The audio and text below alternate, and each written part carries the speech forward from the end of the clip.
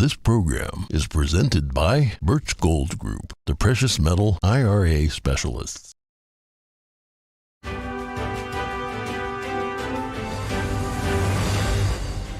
Good morning. In today's headlines, at least 3 people are dead after a gunman opens fire at Michigan State University. Another 5 people were injured in the shooting. 1 person is dead after a U-Haul plows through pedestrians and cyclists in New York City. While the motive is still not known, the suspect's family has spoken out on his condition. The U.S. military says it's recovered priority sensors and other high-tech equipment from the downed Chinese spy balloon. Find out what they believe its specific use was as it crossed the nation. Gender reassignment procedures. What happens when they go wrong? Arkansas lawmakers want to make it easier to file malpractice lawsuits against doctors who do the procedures on minors. And Texas does everything bigger, even love stories. Meet a couple whose love is an eternal blossom even after 7 decades.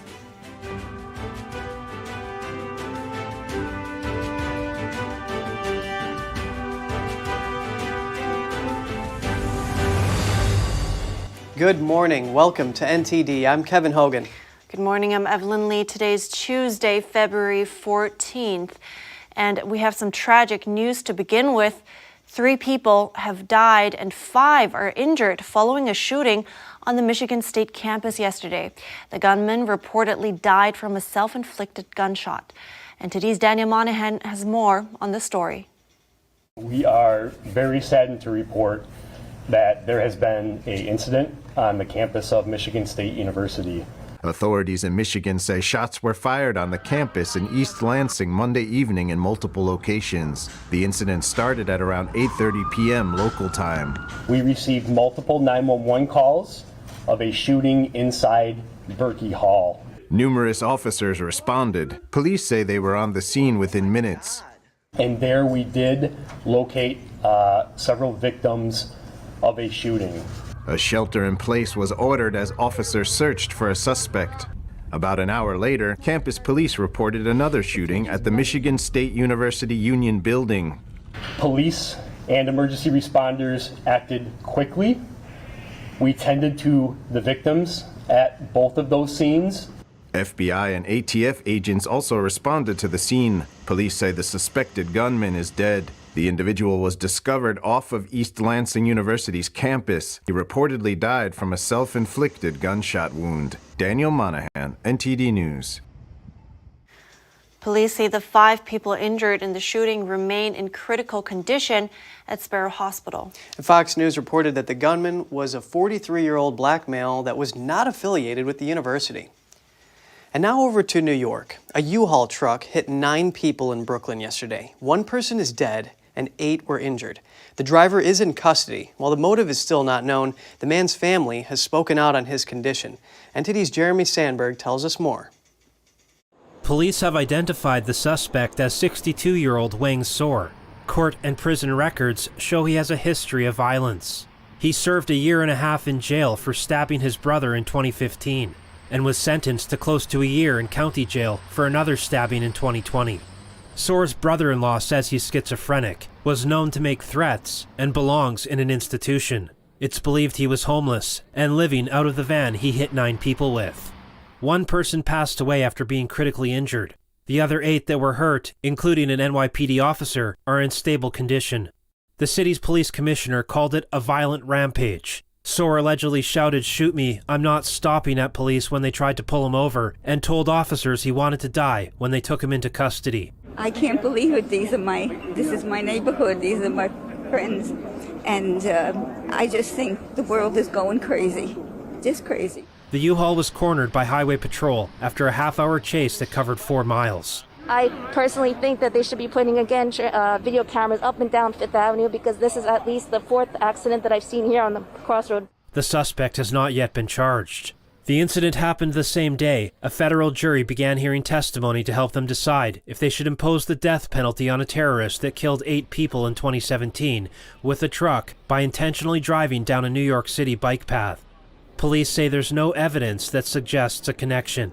Jeremy Sandberg, NTD News. The U.S. military has recovered key electronics from the downed Chinese spy balloon. U.S. Northern Command says that includes priority sensors and other components. A senior State Department official says the balloon had high-tech equipment on it and multiple antennas. He says the device was clearly for intelligence surveillance and likely capable of collecting and geolocating communications. China on Monday claimed that 10 U.S. high-altitude balloons have flown into its territory throughout the past year without permission. U.S. officials refute the claim. Diplomats from the U.S., Japan, and South Korea met for talks in Washington yesterday. It's the group's first Trilateral Dialogue of 2023 and the fifth during the Biden administration. All three diplomats expressed concerns over the humanitarian disaster in Turkey and Syria after last week's earthquake. They also highlighted security concerns about North Korea's nuclear weapons program, the war in Ukraine, and tensions with China. U.S. Deputy Secretary of State Wendy Sherman pushed back on Beijing's claims of the U.S. flying surveillance balloons over China and asserted the three countries will counter China's actions in the South and East China Seas. There are no U.S. government balloons over the People's Republic of China. None. Zero. Period. We will continue to counter the PRC's destabilizing activities in the South and East China Seas. We will keep working for maintaining peace and stability in the Taiwan Strait. Sherman says the trilateral relationship remains strong and is only becoming stronger. Back to the U.S. now. The U.S. Arkansas lawmakers are addressing gender reassignment procedures for minors. They want to make it easier to file malpractice lawsuits against doctors who provide them. NTD's Daniel Monahan has more on their proposal.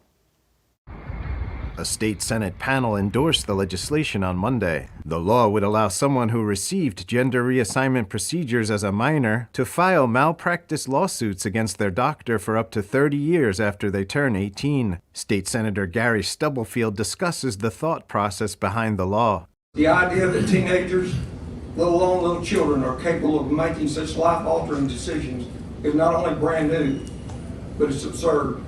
Under current Arkansas law, medical malpractice claims can be filed within 2 years of an injury. The proposal is also being considered in other states as part of broader bans on such procedures for children.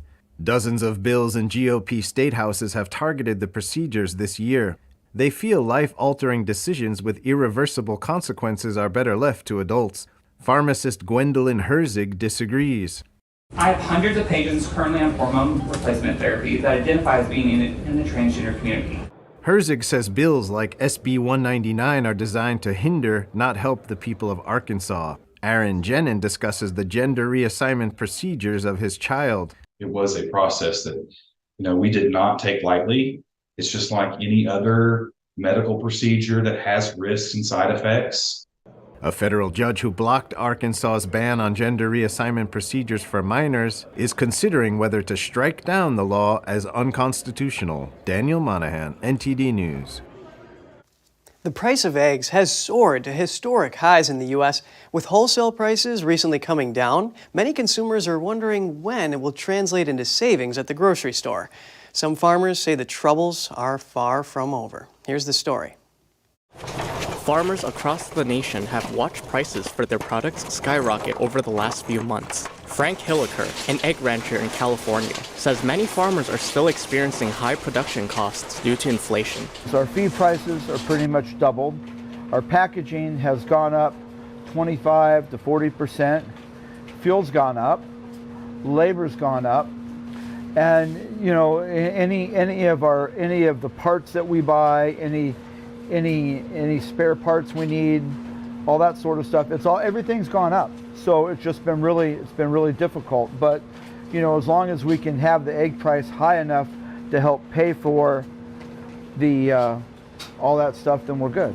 He says consumers should begin to see a decline in egg prices this month, as supply will steady out at the grocery stores. We're in a lot better position.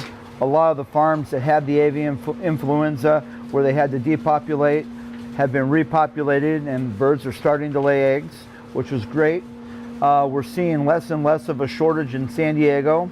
In December, the price of eggs was up 138% from a year before. The U.S. Department of Agriculture, or USDA, says the reason for the high prices was due to a record outbreak of avian flu. But a farm group says the nation's antitrust regulator should also be examining top egg companies for signs of price gouging. I go without if I can't afford it. I mean, I'm not going to... $17 for a dozen eggs, that's ridiculous. I am not going to spend money on something that I know for a fact is just gouging, and that's what I feel they're doing.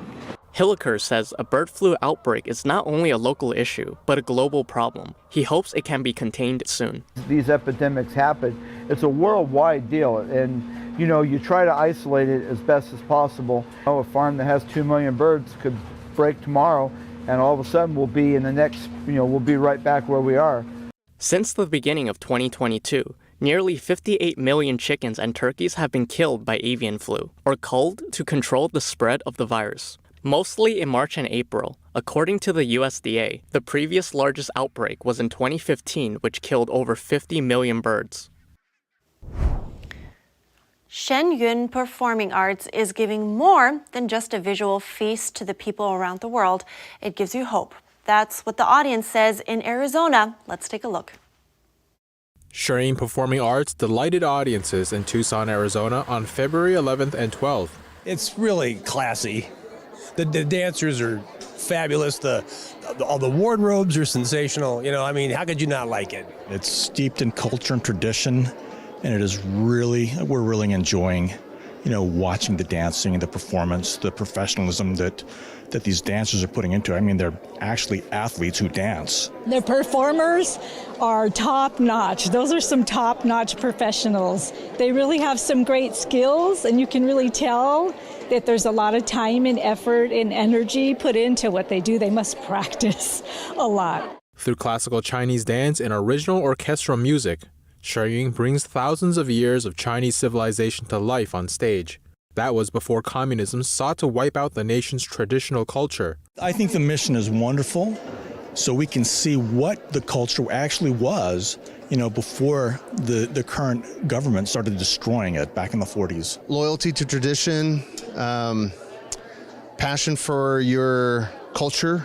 You just sense it in the dance. Obviously, it's apparent in the energy that you feel in the dancing that the message is strong in the hearts of the people that are performing. So I appreciate that. Full of joy, full of beauty, full of music and art, everything. I cried after about the second song because it was just so beautiful to see. And I think about the 5,000 years of the dynasties, and I think about the people in China now, and I really feel that they should have the privilege to enjoy their birthright, their entire history. It's so incredibly beautiful. There's no other culture that can compare.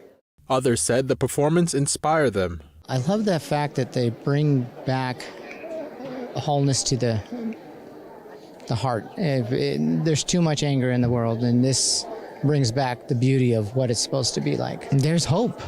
I honestly believe there's hope, because the arts that bring this back, it shows the story of what it can still be. It felt like there was a message of hope coming from God, and I just really enjoyed that part, and I'm really glad that that was something that was included as part of the show. For the rest of February, Shen Yun will be touring in Texas, Wisconsin, California, and other states across the U.S. NTD News, Arizona. Coming up, what's the hardest feat you've ever accomplished? If that's climbing a dangerous remote mountain in Antarctica, then you have company.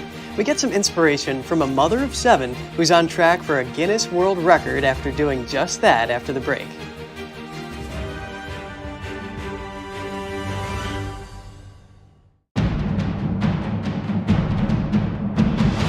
A performance that truly matters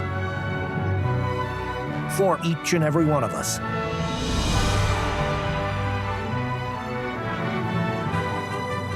This is what you've been waiting for. See it at least once in your lifetime. Shen Yun, coming to Lincoln Center, April 6th to the 16th. Buy tickets now at shenyun.com.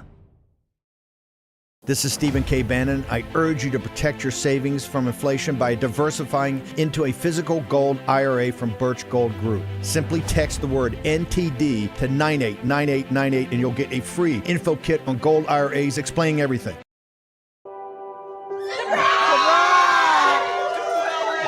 I see the future is really bright for me. The high school diploma is just added to the confidence, and now I feel unstoppable.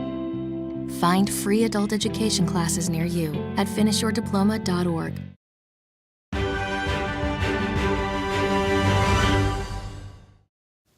Welcome back. 7 kids, 6 demanding mountains, and 1 near fatal car crash. We hear this story from the CEO of a financial planning firm who's on track to hold a Guinness World Record. That's for being the first woman to summit the second tallest and hardest mountains on all 7 continents. Please welcome mother and mountaineer extraordinaire Jen Drummond. Thank you for sharing your story with us today, Jen. Hey, thank you for having me. You survived what should have been a fatal car crash in 2018, and then you went on to accomplish incredible feats in mountain climbing like summiting Mount Everest and being on track to be the first woman to climb the 7-second summits. Can you tell us how that crash changed your life? Yeah, that crash brought forward the reality of death. And I realized that I have no choice when I leave this world, but I sure have a choice in how I show up each day. So it made me very intentional of how I'm living my life because it can end at any moment. Yeah, it's just needing to seize the day. And you mentioned how you went from living on autopilot to being more present and with intention. Can you explain this? Yeah, no, it was every moment that we just let pass by. I realized there's magic in all of them. I got a call from the principal's office after the accident because one of my sons was causing a little bit of ruckus. And I remember just being so grateful to get that call. And the principal's like, and I'm like, listen, I almost died a couple weeks ago. I'm just grateful to be here. I'm sorry my son was trouble. We'll work through it. I promise you everything's good. That is amazing how you're just able to look past the trivial things in life and just have so much gratitude and a zest for life. The 7-second summits, these are the hardest peaks on all 7 continents. You've climbed 6 of them already. They're dangerous. Can you tell us what kind of mindset you need in order to succeed in that kind of endeavor? Yes, you have to be very present and very accepting because the mountain is always in control. And so it makes a move, then you have to make the next move. A few of these mountains I've had to do more than one time because it wasn't safe enough to climb them the first time without having to risk my life. And I promised my children that I would come home. Wow. Yeah, acceptance, yielding to nature. What values from your experiences have you instilled into your 7 children? The pursuit of passion. It's so much about the journey and not the destination. When we get to the top of a mountain, we might be up there for 5 minutes. It's taken a year of training and a lot of setbacks and all the little things to get to that summit, that if you're only there for that top moment, you've missed a whole bunch of the joy. Wow, really being able to just take in this experience. I can imagine what the views are like. Now, Mount Logan in Canada, that's your last climb for the 7-second summits. How are you going to do it, and what's your mental state in the lead up to that challenge? Yes. So Mount Logan is a second attempt for me. So I am ready this time. We had really bad weather last time that pulled us off the mountain prematurely, 2 days from a summit. So I've been training this winter. I have a great team that's motivating each other. Part of this mountain requires skiing. And so I live in Park City, Utah. So I've been skiing with my kids to let them know, like, hey, this is what I'll be doing. This is what it feels like. We have to build snow igloos so our tents don't get destroyed by wind. So the kids have been having fun practicing snow igloo building here as well. Wow, there's just so much preparation that goes into that. What advice do you have for mountain climbers or anyone attempting something that's difficult? I think the more people that you can include in your goal, the better, because they just keep you on track, they keep you accountable, and they remind you of your why. And that's been a huge win for all of us and all of our pursuits here at our house. Having a strong team is really important. What was the hardest mountain you've climbed? And specifically, what was the hardest part of that mountain? I would say Tyree in Antarctica was the hardest. I was the second female to summit that. It's been summited by less than 30 people. So you just don't have the knowledge of the mountain. You don't have support from Sherpa or other staff to set the mountain up. It's all required of the team that's there at the time. And you're so remote that if something goes wrong, we are an hour away from an airplane that has to have clearance to be able to land. And what was the hardest part of that mountain? Just there's no set ropes. So you're tied up to the person that you're climbing with. So if either one of you make a mistake, you're both going to slide off the mountain. So you're very intentional about each step that you take and making sure that you're safe for you and you're safe for your partner. Wow, such great insights from you. Mother and Mountaineer extraordinaire Jen Drummond, it was really great hearing from you. Thank you for having me. Coming up, till death do us part. But what if one's love is too strong for death? Meet a pair of lovebirds in their 90s whose passion still endures after 7 decades.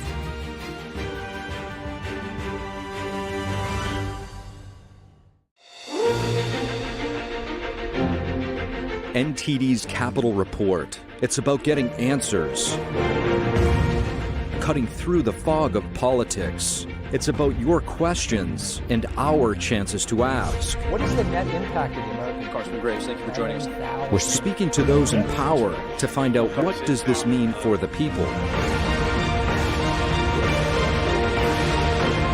We're here so you're in the know. The Fixture Pioneer, CGM. Professional AI intelligent fixtures. All-round integration of 4 systems. High precision, high durability, high quality. 2-micrometer repetition accuracy. More than 80 patent certificates. ISO 9001 approved. Precision clamping to meet your every need. CGM has it all. Pride of Taiwan, CGM.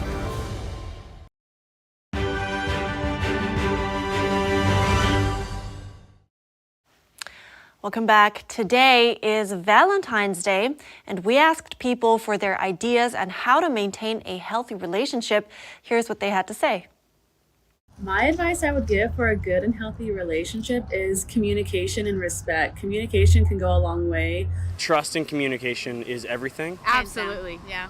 Communication. You have to be open with your person about any kind of issue. You have to communicate. What can help a relationship? Honesty, being able to talk and communicate always, being able to make sure you understand trust. I would say to have date night every Friday night, and as time goes on, you should have date night and go out to dinner every night. My advice is to listen and care deeply every day. Yeah, you've got to have empathy and communication. For me, I think it's compromise, and I don't think that relationships are 50-50. It's 100%, 100%, 100% of the time. To think about the other person before you think about yourself. Trust each other and accept each other, and I think you'll be fine. Accountability, being able to say you're sorry, being able to own up when you impact other people. I think first of all is honesty. Good platform to get started on. Just taking your time to get to know each other, really. Just a foundation, really. Building a strong foundation and let it go from there. I think the most important thing is to enjoy doing things together. To listen and invest time with your partner. Yeah, talk.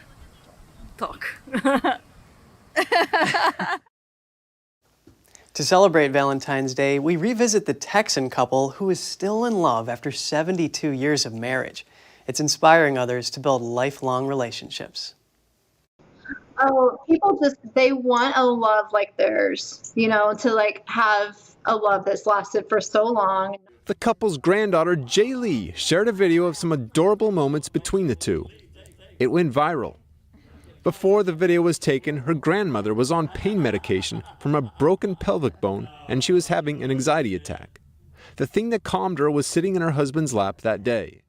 And so we just thought, this is so cute. The world needs to see this. And then it just kind of blew up, and people were like, I want to see more of them. Surprised by the huge response, Jay Lee decided to release some more endearing moments of her grandparents. The loving devotion of husband and wife had a heartwarming effect on one commenter. He said watching them made him just know that he wanted to finally commit and propose to his girlfriend. Kenneth first met Faye back in 1949. Having left her home in Fred, Texas to study nursing in Beaumont, Faye rented a room in Kenneth's family home. It was love at first sight for both of them. Married in 1950, they then started a family. Kenneth became a fitter welder and Faye a registered nurse. Despite working hard, they always made time to enjoy life. They had a very good balance of all the things and, checking all the boxes, making sure that they're happy as a couple, but also their children are happy and traveling. Their love for life and resolve to stay together through thick and thin hasn't faded away. They claim that the secret to their long-lasting, happy marriage is respecting one another, having a lot of love in your family, and doing things together. They always did put God first, and that's a huge thing for our family as well. Never giving up and working through. Communication is key. Laughing is a big part of their marriage. They've reminded people true love exists and are an inspiration to their family. They've always just been our best role models. Their house was always full of love. The public has commented on their videos and how they wish modern love could be more like this. Well, I think people just seem to give up too quickly these days. And you don't see a lot of people talking about God, I guess, as much as you used to. And plus, they're so old school. Morals are way different than people these days. So I think it's I don't know. I would see young people comment on their videos and be like, well, the boys these days are nothing like the men in those days. So I guess that's a struggle for people, is just the generations are just night and day from what they used to be. And so I think that that's the hardest thing that people probably struggle with, is that there's not a lot of decency, I guess, like there was then. For Kenneth and Faye, who share 4 children, an adopted niece, 10 grandkids, and 22 great-grandkids, life is slowing down in their 90s. They are in a nursing home, which leads Jaylee to reflect. I think that paying attention to your grandparents and making sure that they feel loved and not forgotten, that's just so important. People don't. Life gets busy. I understand that. It's just important to continue keeping them close and making them feel important and being around them, learning from them.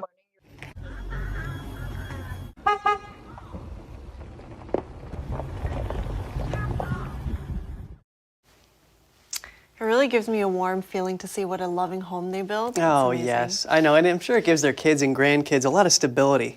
Yeah, for sure. It's an important, safe place to have, family. Oh, yeah. Well, and for example, they say, children who grow up with love are more capable of giving love, too, so. Yeah, might have a point. All right, on that note, we're wrapping up today. Write us at goodmorning@ntd.com. Thanks for watching. I'm Evelyn Lee. And I'm Kevin Hogan.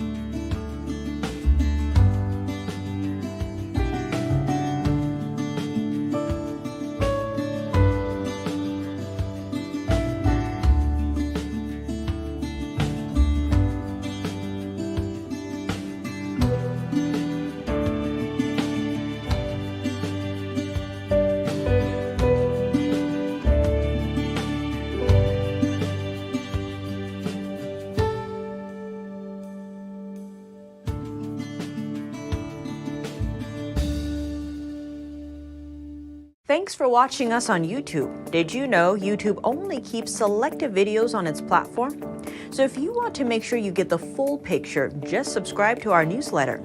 Go to newsletter.ntd.com and sign up. It's free.